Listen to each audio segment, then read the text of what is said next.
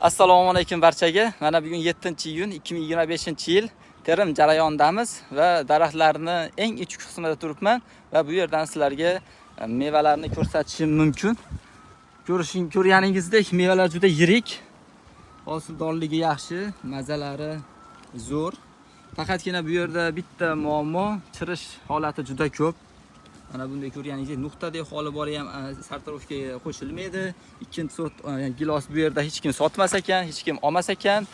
Chirish ko'pligini sababi bilganingizdek har kuni yomg'ir, bir kunda bir necha marotaba yomg'ir yog'adi. Hozir ham yarim soat oldin yomg'ir bor edi. Salafanlar bilan ustini yopib faqatgina kamaytirish mumkin ekan xolos, lekin oldin olib bo'lmas ekan. Buni sartarovka qilish jarayonlarini ham pastga tushganda ko'rsatishim mumkin. Xo'p, mana sartarovka bo'lgan giloslarimiz. Mana bunday idishlarga 500 gram 500 gramdan solinib tashqarida qilyapti. Mana bu holatda ham bor. Ular 1 kilo 1 kilo. Supermarketlarga qo'yiladi. Sizlarni sotib olib ketish uchun juda qulay bo'lar ekan. Mana bunday plastik idishlarimiz ham bor.